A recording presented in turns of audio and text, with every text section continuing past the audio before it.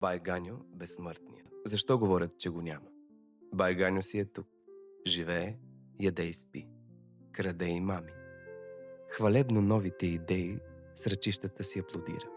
Бай Ганьо просто не умира. Изпраскан по последна мода, същински европеец вече.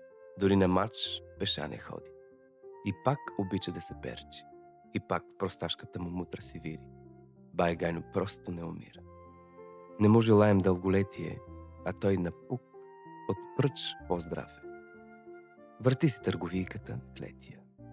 Или по вестниците лафи и мафийка организира. Бай Ганьо просто не умира.